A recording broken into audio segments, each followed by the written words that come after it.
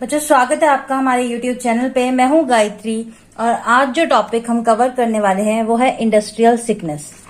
Sickness जो word है, इससे आप क्या समझते हैं कि किसी भी इंसान का बीमार हो जाना क्या कहलाता है? सिकनेस कहलाता है। तो यहाँ पे जब इंडस्ट्री बीमार हो जाती है तो उसको कहते हैं इंडस्ट्रियल सिकनेस। अब इंडस्ट्री किस तरीके से बीमार हो सकती है? इंडस्ट्री की बेस क्या है, किसके ऊपर स्टैंड कर रही है? वो सिर्फ और सिर्फ उसकी फाइनेंशियल पोजीशन के ऊपर। तो अगर फाइनेंसेस की कहीं ना कहीं शॉर्टेज होती है तो क्या होता है? इंडस्ट्रियल सिकनेस क्रिएट हो जाती है। Industrial sickness is the financial decline of industrial unit. तो बेसिकली इंडस्ट्रियल सिकनेस क्या है? फाइनेंशियल डिक्लाइन है, जो किस में आता है? इंडस्ट्रियल यूनिट में आता है। अब ये किससे कैरेक्टराइज्ड है?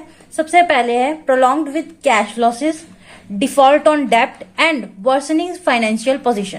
तो यानी अगर कैश के लॉसेस हो रहे हैं और डेप्ट नहीं भर पा रहे हैं या फिर फाइनेंशियल पोजीशन खराब हो गई है तो इंडस्ट्री क्या कहलाएगी? सिक कहलाएगी। नाउ ये होता क्यों है? रिजल्ट किस वजह से आता है? Combination of internal and external factor. यानी कि या तो ये इंडस्ट्री की खुद की गलती भी हो सकती है या फिर उसके एनवायरमेंट में भी कुछ ऐसी चीजें हो सकती हैं जिसकी वजह से कि वो खराब हो रही है। तो इंटरनल फैक्टर है जैसे कि poor management, then outdated technology, और एक्सटर्नल फैक्टर है जैसे कि इकोनॉमिक डाउनटर्न या फिर हाई इनपुट कॉस्ट। यानी इनपुट कॉस्ट क्या हो जाए? बहुत ज्यादा हो जाए, leading to potential closure if not addressed through strategy revival efforts. अगर एफर्ट्स ना डाले जाए और कॉस्ट को कम ना किया जाए तो क्या हो सकता है? यहाँ पे हमारी इंडस्ट्रियल सिकनेस की पोजीशन क्रिएट हो सकती है।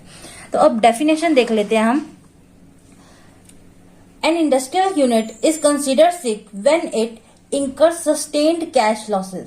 Sustained क्यों कहा गया है? यानी कि कंटिन्यूसली कैश लॉसेस फेस कर रही है, 1 साल नहीं 2 साल नहीं, ऐसे चलता आ रहा है। तो इस वजह से क्या होता है? Sustained cash losses. यानी कैश लॉस क्या है?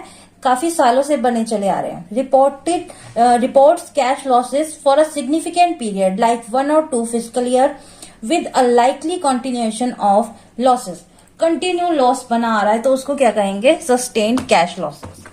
नेक्स्ट है हमारे पास default on dept, fails to repay it's dept obligation to lenders and creditor. Creditors को या लेंडर्स को अगर आप रीपे नहीं कर पा रहे हैं, उनका जो कर्ज लिया हुआ उतार नहीं पा रहे हैं, तो क्या है? सिचुएशन कैसी बन गई है? आपकी सिकनेस की बन गई है। नेक्स्ट है हमारे पास shows a poor financial structure, has a deteriorating डेप्ट equity ratio and a current ratio less than 1:1:1। जब करंट रेशियो 1:1 हो जाए या फिर डेप्ट इक्विटी रेशियो क्या हो जाए? गड़बड़ा जाए, तो उस केस में क्या हो जाता है? पुअर फाइनेंशियल स्ट्रक्चर हो जाता है। और इससे क्या लीड करते हैं? ये किस चीज को लीड करता है? फाइनेंशियल पोजीशन को खराब करता है। आपकी इंडस्ट्रियल क्या हो जाती है? सिक हो जाती है। Can not self sustain. अब एक इंसान अगर अपने पैरों पे नहीं चल पा रहा है तो आप उसको क्या कहेंगे? वो क्या है? बीमार है। ठीक है, तो यहाँ पे भी क्या है? सेल्फ सस्टेन की पोजीशन क्या हो जाती है? खत्म हो जाती है जब, तो क्या हो जाता है? इंडस्ट्रियल सिकनेस हो जाती है। Is unable to generate enough internal fund, यानी उसके अंदर इतना फंड ही नहीं रह गया इंडस्ट्री के अंदर, तो इंटरनल फंड क्या हो गया है?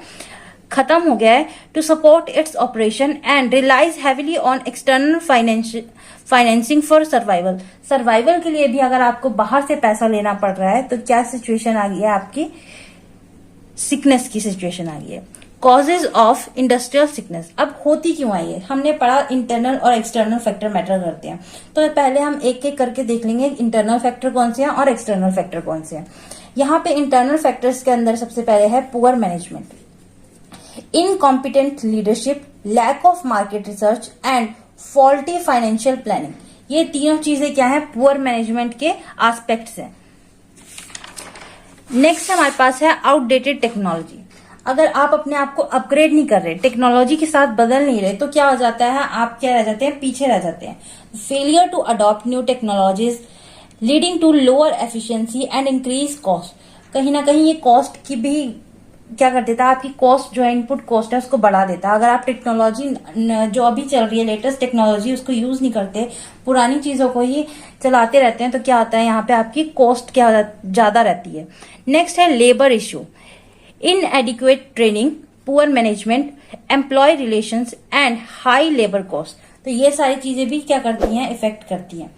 नेक्स्ट है हमारे पास इनएडिक्वेट कैपिटल, अंडर कैपिटलाइजेशन और miss direction of fund into non productive area.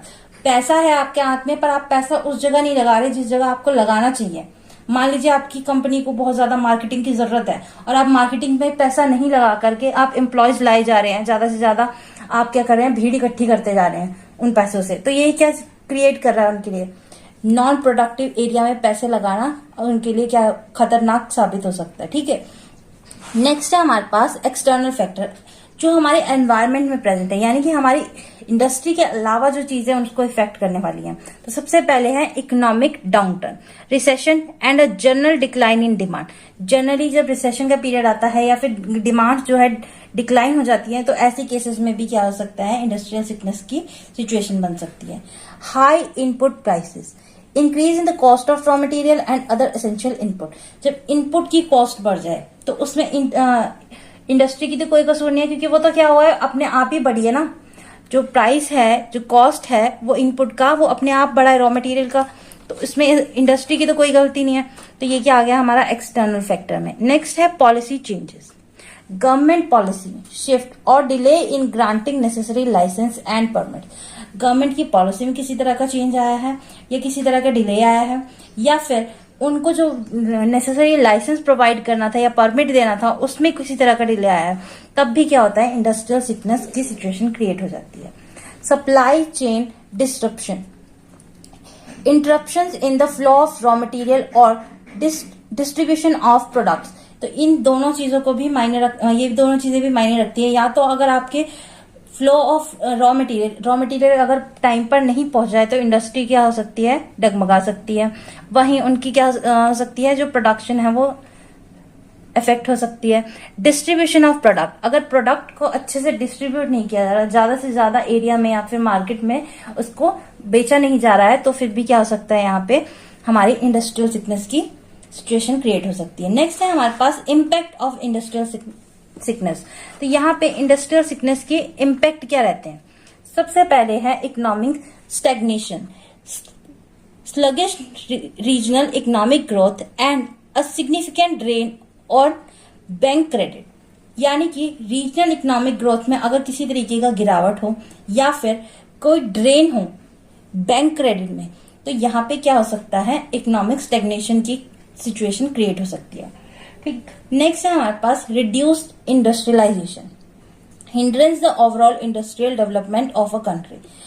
अगर इंडस्ट्रियलाइजेशन में किसी तरह का क्या हो जाए, गिरावट हो जाए, रिड्यूस हो जाए, उसको रिड्यूस कर दिया जाए, तो भी क्या हो सकता है, यहाँ पर पे डेवलपमेंट जो है कंट्री की वो कहीं ना कहीं उसके लिए क्या हो जाता है, एक हिंड्रेंस यानी कि रुकावट आ जाती है।